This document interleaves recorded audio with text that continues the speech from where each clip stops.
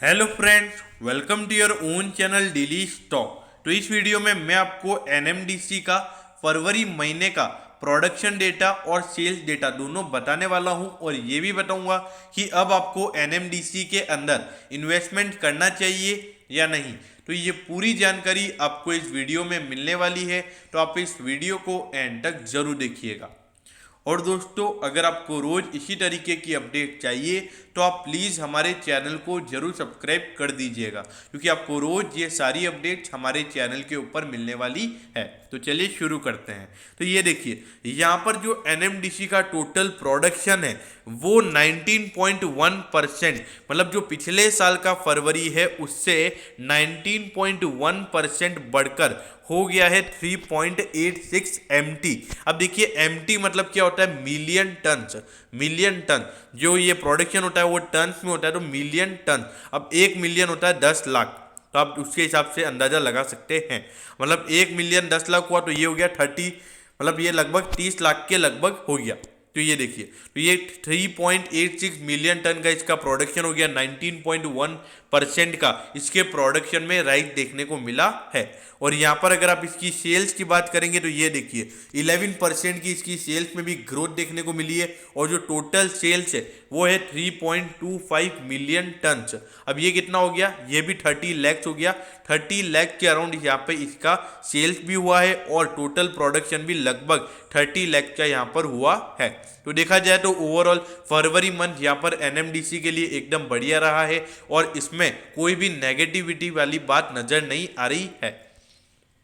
अब ये देखिए, देखिए सेक्टर के प्राइस टू अर्निंग से आपको ये अभी भी सस्ता मिल रहा है, अभी भी 1/3 वैल्यूएशन पर मिल रहा है। और अगर आप प्राइस टू बुक देखेंगे तो सेक्टर के मुकाबले आपको ऑलमोस्ट आधे वैल्यूएशन पर मिल रहा है। अगर आप इसके डिविडेंड की बात करेंगे तो ये देखिए, सेक्टर के मुकाबले आपको ऑलमोस्ट 3 गुना ये डिविडेंड भी दे रहा है। और जितना ये डिविडेंड दे रहा है उतना ही एग्जैक्ट 4% का ऑन डेट आज सेविंग डिपॉजिट पे इंटरेस्ट रेट है। मतलब अगर आप पैसा अपना यूई सेविंग डिपॉजिट में रख रहे हैं, इससे अच्छा आप एनएमडीसी में डाल दीजिए, आपको उतना तो डिविडेंड ही मिल जाएगा। उसके अलावा जो शेयर का प्राइस बढ़ेगा वो अलग। अब यहाँ पर मार्केट कैप देखिए, 37,218 करोड़ की इसकी मार्केट कैप है। एक मिड कैप कंपनी है। अगर इसकी प्रॉफिटेबिलिटी की अगर बात करेंगे तो 2017 से लेके 19 तक, मतलब 18-19 वाले फाइनेंशियल ईयर तक लगातार रेवेन्यूज में ग्रोथ था, प्रॉफिटेबिलिटी में भी लगातार ग्रोथ था। लेकिन पिछले साल अगर आप देखोगे तो लगभग इसका जो रेवेन्यू है, लगभग अगर आप रेवेन्यू इसका देखेंगे लगभग 450 करोड़ का इसका रेवेन्यू गिर गया। और उसके बाद अगर आप प्रॉफिटेबिलिटी देखोगे तो 1040 करोड़ की इसकी प्रॉफिटेबिलिटी गिर गई। अब क्वेश्चन ये है कि प्रॉफिटेबिलिटी ज़्यादा क्यों गिरी? क्योंकि देखिए, कंपनी के जो एक्सपेंसेस होंगे, मतलब जो कंपनी के खर्चे होंगे वो तो उतने ही होंगे।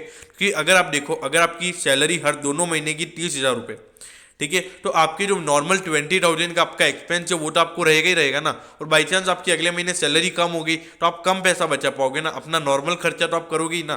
तो इसीलिए तो यहाँ पर खर्चे उतने रह गए, तो उसकी वजह से आपको यहाँ पर इसकी प्रॉफिटेबिलिटी गिरती हुई नजर आई। लेकिन देखिए, इस बार आप सभी को पता है कि अप्रैल से लेकर जून तक कंपनी का कारोबार बिल्कुल बंद पड़ा हुआ था, धंधा बिल्कुल बंद था क्योंकि लॉकडाउन लगा हुआ था। तो उसकी वजह से आपको इस बार भी इसके रेवेन्यूज में गिरावट देखने को मिलेगी और इसका प्रॉफिट भी आपको थोड़ा सा गिरता हुआ नजर आएगा। अब ये देखिए, आज देखिए ये न्यूज के बाद लगभग इसमें 3.58, मतलब लगभग 3.5% की तेजी इसमें देखने को मिली।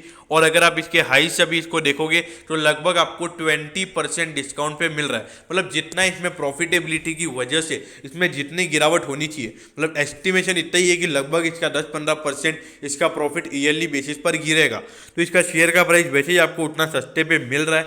लेकिन हमको इसमें लॉन्ग टर्म व्यू देखना है, हमको ये देखना है कि आने वाले समय में एनएमडीसी क्या बढ़िया परफॉर्म करेगा। और मुझे ऐसा लगता है कि जी हाँ, एनएमडीसी जरूर बढ़िया परफॉर्म करेगा। तो इसीलिए अगर आपने लॉन्ग टर्म पर्सपेक्टिव से एनएमडीसी में आपने बाइंग कर रखी है, मेरे ख्याल से आपको बने रहना चाहिए। एनएमडीसी अभी एक अच्छा लग भी रहा है, अच्छी प्राइस पर भी मिल रहा है, लॉन्ग टर्म के लिए आपको इसमें बने रहना चाहिए। अब रही बात दूसरी, अब दूसरी बात आती है शॉर्ट टर्म व्यू।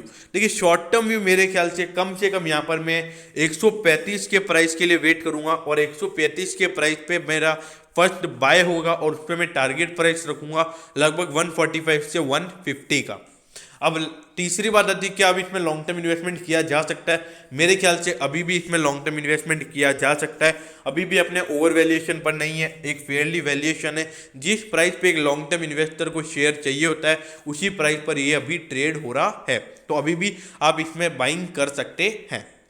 तो दोस्तों वैसे ही मेरा पर्सनल एनालिसिस है, मैं यहाँ पे सिर्फ मेरा पर्सनल ओपिनियन दे रहा हूँ, आपको सिर्फ यहाँ पे मैं थोड़ी सी राय दे रहा हूँ, लेकिन आपको जो भी काम करना है वो अपने फाइनेंशियल एडवाइजर की एडवाइस लेकर ही करना है।